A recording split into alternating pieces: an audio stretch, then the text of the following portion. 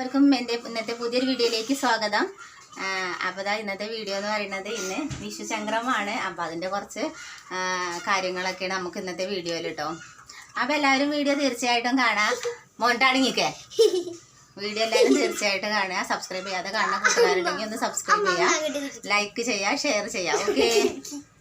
വിഷുവും വിഷു ചക്രമൊക്കെ പ്രമാണിച്ചിട്ട് നമ്മളിതാ വീടൊക്കെ ഏകദേശമൊക്കെ വൃത്തിയാക്കിയിട്ടുണ്ട് കേട്ടോ. നമ്മളെന്നും വൃത്തിയാക്കണതാണ്, പക്ഷെ എന്നാലും പിന്നെ ഇന്നത്തെ ദിവസത്തെ നാളത്തെ ദിവസത്തിനൊക്കെ പ്രത്യേകത ഉണ്ടല്ലോ. അപ്പോൾ അതാ അൾക്കുകളൊക്കെ തേച്ച് മൂറി നല്ല വൃത്തിയാക്കിയിട്ടുണ്ട്. പിന്നെ അതാ വീട്ടിൽ തന്നെ തട്ടിക്കൊട്ടലും അടിച്ചുവരലൊക്കെ കുറേ എത്ര തട്ടിക്കൊട്ടിയാലും ഈ ചൂടുകാലമൊക്കെ ആയതുകൊണ്ട് പൊടിയും കാര്യങ്ങളൊക്കെ പിന്നെയും വരും കേട്ടോ. പക്ഷെ എന്നാലും നമ്മളെ വീട് വിഷുവൊക്കെ ആയിട്ട് ഒന്നുകൊണ്ട് ക്ലിയർ ആക്കുമല്ലോ. അപ്പം അങ്ങനെയൊക്കെ സെറ്റാക്കിയിട്ടുണ്ട്. ഞാൻ മോൾക്ക് ലീവ് ആയതുകൊണ്ട് മോളും ഉണ്ടായിരുന്നു സഹായത്തിന്. അപ്പോൾ ഇതാ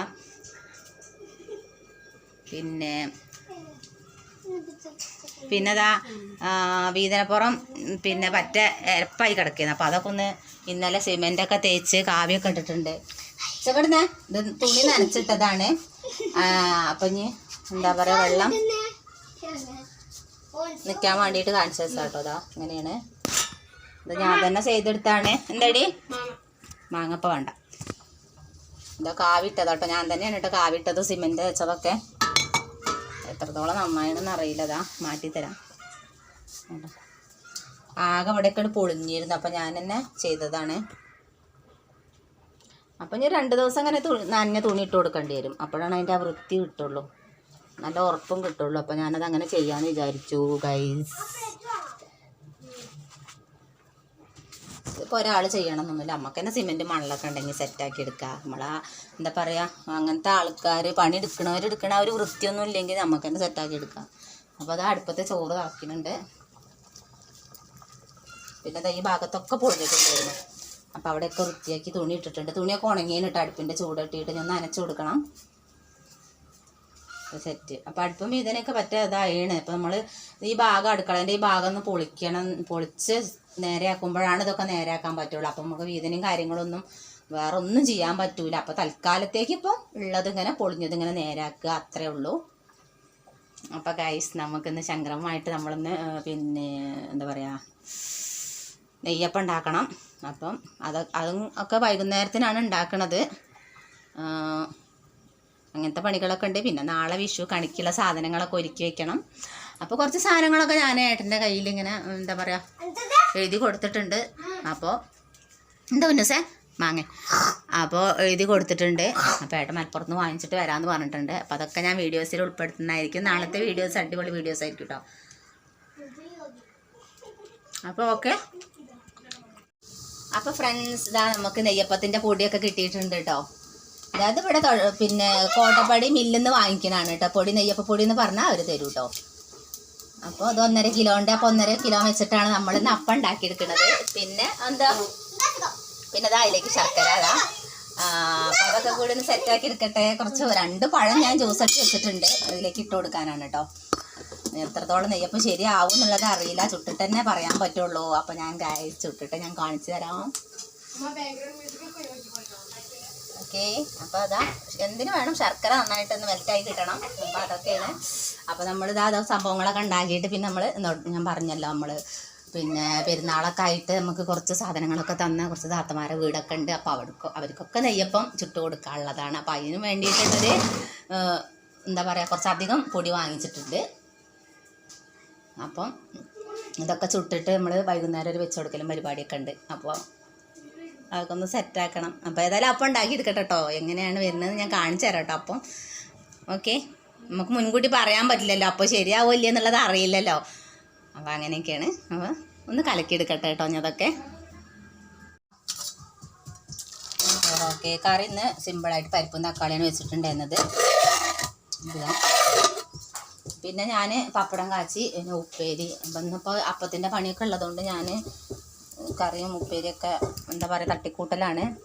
അപ്പോൾ ഒന്ന് ഉപ്പേരി വെക്കാൻ ഇന്ന് സാധനം നമ്മൾ വാങ്ങാൻ പോയിട്ടേ ഉള്ളൂ. അപ്പോൾ ഒന്ന് വാങ്ങിയിട്ടൊന്നുമില്ല. ഇപ്പോൾ ഉള്ള ഉരുളൻകിഴങ്ങ് കുറച്ച് അധികം ഉണ്ടായിരുന്നു. അപ്പോൾ ഉരുളൻകിഴങ്ങ് വെച്ചിട്ടൊരു ഉപ്പേരി റെഡിയാക്കിയിട്ടാട്ടോ. പക്ഷെ അതൊരു വെറൈറ്റി ഉപ്പേരിയാണ്, പക്ഷെ നല്ല ടേസ്റ്റാണ് കേട്ടോ ഉരുളൻകിഴങ്ങിൻ്റെ ഉപ്പേരി. കുറച്ച് തേങ്ങയൊക്കെ ചതച്ചിട്ടാൽ ഫ്രണ്ട്സ് നമ്മളിതാ നെയ്യപ്പം ചുടൽ തുടങ്ങിയിട്ടുണ്ട് കേട്ടോ. അപ്പോൾ ഇതാ നെയ്യപ്പം നല്ല അടിപൊളിയായിട്ട് വന്നിട്ടുണ്ട്. പിന്നെ അതാ മാവ് ഞാൻ കലക്കി വെച്ചത് 1 മണിക്കൂറോളം വെച്ചിട്ടുണ്ടായിരുന്നു കേട്ടോ. ഇപ്പോൾ അത് എപ്പോഴാണ് ചുടാൻ നിൽക്കുന്നത്. അപ്പോൾ ഇതാ നെയ്യപ്പത്തിൻ്റെ ഒരു രൂപം എന്ന് പറയുന്നത് കേട്ടോ ഇങ്ങനെയാണ് കേട്ടോ. പിന്നെ ഇതിൽ ഞാൻ എന്താ പറയുക, കാരം ഉണ്ടല്ലോ, അപ്പക്കാരം, അത് ഇട്ടിട്ടില്ല കേട്ടോ, ഇടാതെയാണ്. പിന്നെ നമ്മൾ കൊണ്ടുവന്ന മില്ലിൽ നിന്ന് പൊടിപ്പിച്ച് കൊണ്ടുവന്ന ആ പൊടിയും അരിപ്പൊടിയും പിന്നെ 2 പഴം ചേർത്തു. പിന്നെ ഇതിലേക്ക് ഏലക്കായ, പിന്നെ ഒരു 2-3 സ്പൂണോളം മൈദ ചേർത്തിട്ടുണ്ട് കേട്ടോ. അത്രയും സാധനങ്ങൾ മാത്രമേ ഉള്ളൂ. പിന്നെ ശർക്കര, അത്രയും സാധനങ്ങളുള്ളൂ കേട്ടോ. അപ്പോൾ നമ്മൾ നെയ്യപ്പം നല്ല പെർഫെക്റ്റ് ആയിട്ട് വന്നിട്ടുണ്ട്.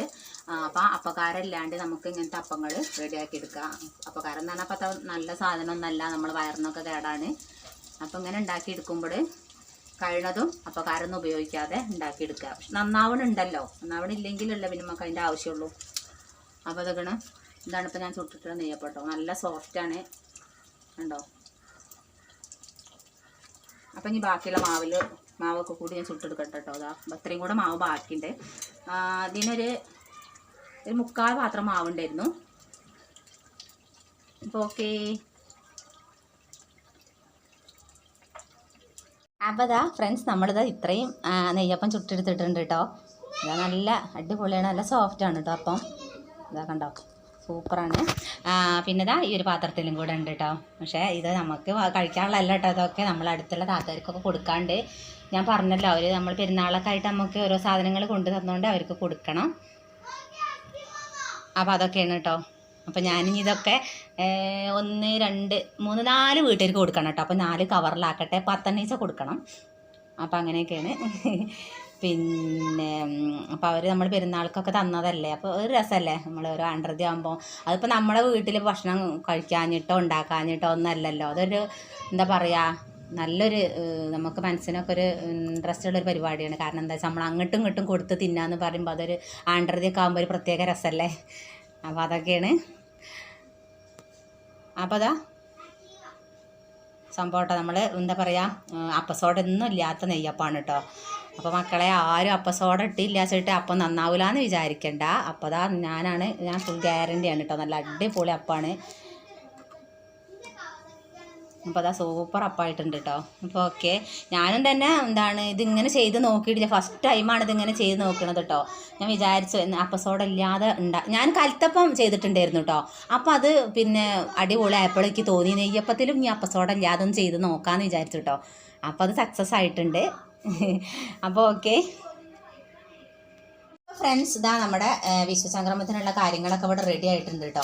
അപ്പോൾ വിഷുവിൻ്റെ തലേ ദിവസമാണ് ഈ ഒരു പരിപാടി എന്ന് പറയുന്നത്. നമ്മൾ എന്താ പറയുക മരിച്ചുപോയ കാരണന്മാർക്കൊക്കെ വെച്ച് കൊടുക്കാമെന്നൊക്കെയാണ് ഇതിൻ്റെ ഒരു സങ്കല്പം എന്ന് പറയുന്നത്. ഇത് ഏതൊക്കെ നാട്ടിലുണ്ട് എങ്ങനെയൊക്കെയാണെന്നൊന്നും എനിക്കറിയില്ല. പക്ഷെ നമ്മുടെ നാട്ടിലൊക്കെ ഉള്ള ഒരു ആചാരമാണ്. അപ്പോൾ അതിനിതാ നമ്മൾ അപ്പം ഇത് ചോറാണ് കേട്ടോ. നമ്മളിത് അന്നന്ന് പിന്നെ എന്താ പറയുക, ഉച്ചയ്ക്ക് നമ്മൾ ഉണ്ടാക്കിയ ഭക്ഷണം ഒന്നും പറ്റൂല. നമ്മൾ സെപ്പറേറ്റ് ആയിട്ട് പുതിയ ആദ്യം തൊട്ടല്ലേ നമ്മൾ ഉണ്ടാക്കേണ്ടി വരും. ചോറും എന്തൊക്കെയാണോ നമ്മൾ വെച്ച് കൊടുക്കണം അതൊക്കെ നമ്മൾ പിന്നെ ഒരു ഉച്ചയ്ക്കാവുമ്പോൾ നമ്മൾ ഭക്ഷണമൊക്കെ കഴിച്ചതിന് ശേഷം നമ്മൾ റെഡിയാക്കിയിട്ട് എടുക്കണം. ഉച്ചത്തെ ഭക്ഷണങ്ങളൊന്നും നമുക്ക് അതിന് പറ്റൂല. പിന്നെ അപ്പം ചിക്കനൊക്കെയാണ് കേട്ടോ. ഇവിടെ ഈ മലപ്പുറത്ത് ഒക്കെ അങ്ങനെയാണ്, നെയ്യപ്പവും ചിക്കനൊക്കെയാണ് പ്രധാനം. പിന്നെ ചോറുണ്ട്, പിന്നെ പപ്പടമുണ്ട്, പിന്നെ പയറുപ്പേരി, പിന്നെ വന്നിട്ടത് മാങ്ങച്ചാറാട്ടോ. ഇതൊക്കെ ഇപ്പോൾ റെഡിയാക്കിയിട്ടെടുത്താണ്. ഇപ്പോൾ ഈ വൈകുന്നേരം എന്താ പറയുക, ഞാൻ ഭക്ഷണം കഴിച്ചതിന് ശേഷം റെഡിയാക്കിയിട്ടെടുത്തിട്ടുള്ള സംഭവമാണ് കേട്ടോ. പിന്നെ ചിക്കൻ കറിയാണ് കാണിക്കാൻ പോകുന്നത്. ചിക്കൻ കറി ഞാനിവിടെ ടേബിളിൽ കൊണ്ടുവച്ചിട്ടില്ല, അത് ഇവിടെ ഉണ്ട്. ഇനി ചെറിയ പാത്രത്തിൽ എടുത്തിട്ട് കൊണ്ടുവയ്ക്കണേ. അപ്പോൾ നമ്മുടെ ചിക്കൻ കറി നമ്മൾ മറ്റേ കോഴിയാണ് വാങ്ങിയിട്ടുള്ളത്, ലഗോൺ കോഴിയാണ് കേട്ടോ. ബ്രോയിലർ കോഴി വാങ്ങിച്ചിട്ടില്ല.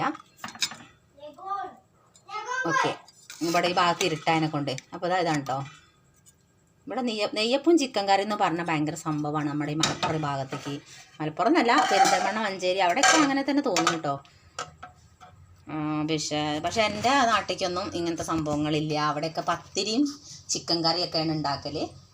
അപ്പോൾ ഈ ഭാഗത്തെത്തിയപ്പോൾ അത് ഇങ്ങനെയായി. അപ്പോൾ അങ്ങനെയാണല്ലോ. പിന്നെ വേറെ ഇപ്പോൾ സംഭവങ്ങളൊന്നുമില്ല, ഇതൊക്കെ തന്നെയാണ് നമുക്ക് വെച്ചുകൊടുക്കാനുള്ളത്. പിന്നെ എന്താ പറയുക, നമ്മൾ വെച്ച് കൊടുക്കുക, എന്താ അരിമ്പൂട, അങ്ങനത്തെ കുറച്ച് കാര്യങ്ങളൊക്കെ നമ്മളേതായിട്ടുള്ള കുറച്ച് കാര്യങ്ങളൊക്കെ ഉണ്ടല്ലോ. അപ്പോൾ അതൊരു ആണ്ടൃതിയൊക്കെ വരുമ്പോൾ എന്താ പറയുക, അതിൻ്റെ തലേ ദിവസം നമ്മൾ ചെയ്യുന്ന കാര്യങ്ങളാണ്. അപ്പോൾ ഓക്കെ ഗൈസ്, അപ്പോൾ ഇതൊക്കെ തന്നെയാണ് ഇന്നത്തെ നമ്മളെ വിഷുവിൻ്റെ തലേ ദിവസം പ്രത്യേകതകൾ എന്ന് പറയുന്നത്. പിന്നെ നമുക്ക് നാളെ വിഷു ആയിട്ട് ഞാനിതാ പിന്നെ ഉരുളി കിണ്ടി അതിലേക്ക് വേണ്ട സാധനങ്ങളൊക്കെ റെഡിയാക്കിയിട്ടുണ്ട്. ഇതാ തേങ്ങയൊക്കെ റെഡിയാക്കിയിട്ടുണ്ട്. അപ്പം ഇനി കണി ഒരുക്കണത് എപ്പോഴാണ്, 12 മണിക്ക് ശേഷമാണ് ഞാൻ കണി ഒരുക്കാമെന്ന് വിചാരിക്കുന്നത്. അപ്പം അങ്ങനെയൊക്കെയാണ് ഈ പ്രാവശ്യത്തെ വിഷു എന്ന് പറയുന്നത്.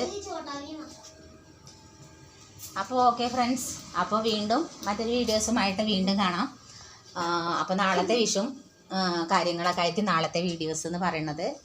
അപ്പോൾ നമ്മൾ വൈകുന്നേരം വിളക്ക് കത്തിച്ചിട്ടുള്ളതാണിത് കേട്ടോ. അപ്പോൾ ഉമ്മർത്ത് ഇവിടെ കൊണ്ടുവച്ചിട്ടുള്ളതാണ്. അപ്പോൾ അത് എടുത്ത് വെച്ചിട്ടില്ല. 7 മണിക്ക് ഞങ്ങൾ അകത്തേക്ക് വിളക്ക് എടുത്ത് വെക്കുകയുള്ളൂ കേട്ടോ. അതുവരെ നമ്മൾ ഇവിടെ പുറത്ത് തന്നെ വെക്കും. അപ്പോൾ അതൊക്കെയാണ്. അപ്പോൾ ഇന്നത്തെ വിഷു സംക്രാന്തി ദിവസം ഇതോടുകൂടി അവസാനിക്കുകയാണ് കേട്ടോ. ഇനി അടുത്ത വർഷം. ഓക്കേ.